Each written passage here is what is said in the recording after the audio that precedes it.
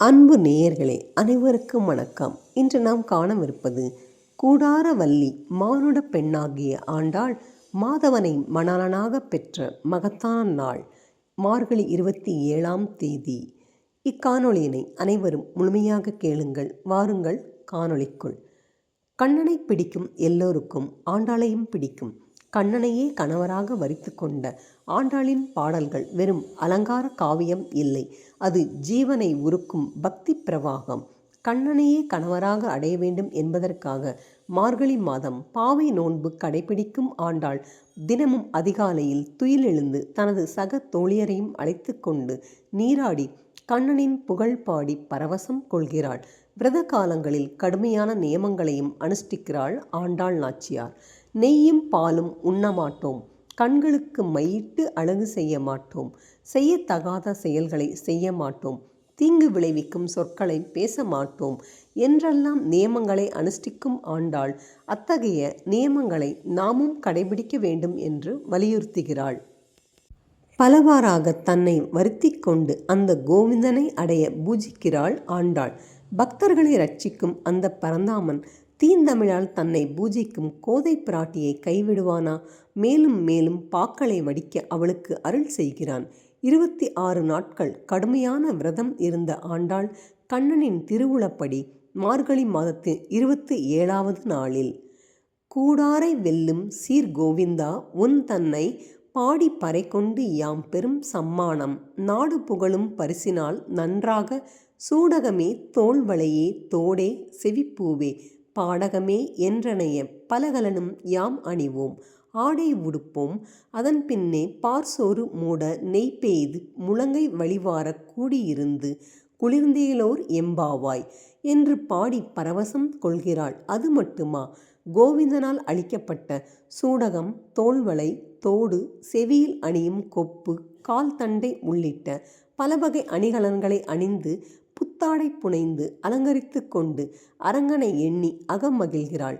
மேலும் அக்கார வடிசல் எனும் நெய் ஒழுகும் சர்க்கரை பொங்கலை கண்ணனுக்கு அமுதாக படைத்து தானும் உண்டு 26 நாள் கடுமையான நோன்பை ஆண்டாள் முடித்தாள்.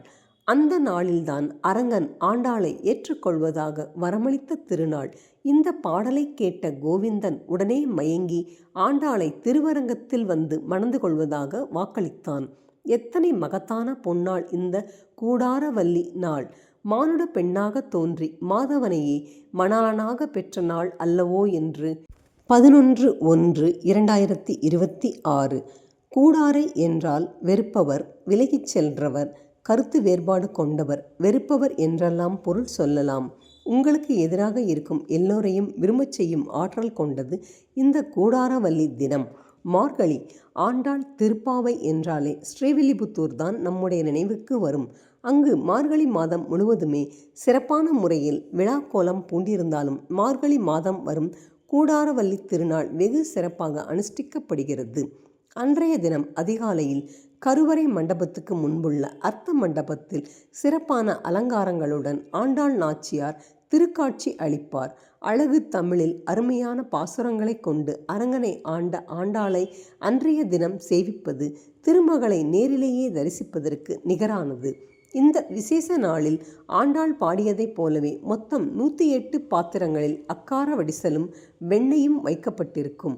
கூடாரவல்லி திருநாளின் சிறப்பு அம்சமே இந்த அக்கார வடிசல் மற்றும் வெண்ணெய் நெய்வேத்தியம்தான்.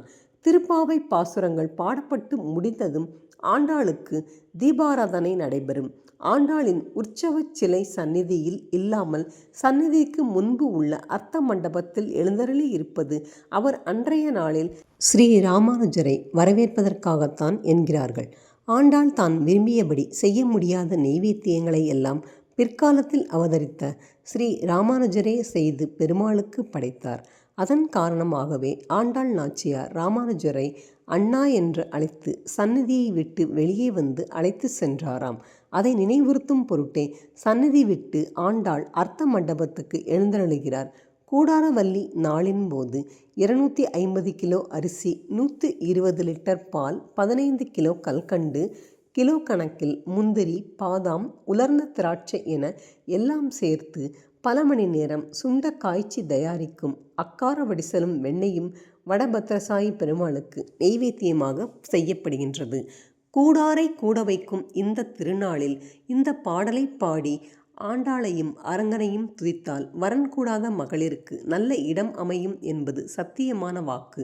அது மட்டுமா, நாம் விரும்பியவர்கள் மட்டுமில்லாமல் நம்மை விட்டு விலகிய உறவுகளையும் கூடச் செய்யும் அற்புதமான பாசுரம் கூடாரை வெல்லும் சீர்கோவிந்தா எனும் பாடல். எனவே உங்களின் எல்லா உறவுகளும் மேம்பட, உங்களை புரிந்து கொள்ளாமல் விலகி நிற்கும் உறவுகள், நண்பர்கள் யாவரும் உங்களோடு இணைந்து வாழ இந்த கூடாரவல்லி விரத நாளில் அரங்கனையும் ஆண்டாளையும் வணங்கி பாசுரங்கள் பாடி ஆண்டாளுக்கு புது புடவை சாத்தி அக்கார வடிசல் நெய்வேத்தியம் சமர்ப்பித்து வணங்குங்கள். ஆண்டவனையே வசீகரித்த இந்த அழகு பாடல் உங்களுடைய உறவுகளை சேர்க்காமல் விட்டுவிடுமா என்ன? கண்ணனோடு அவனை காதலித்த ஆண்டாளையும் இன்று வணங்கி கூடாத உறவுகளை எல்லாம் கூடச் செய்யும் அதிசயத்தை காண்பீர்கள். என்ன நேயர்களே, இக்காணொளி பிடித்திருந்ததா?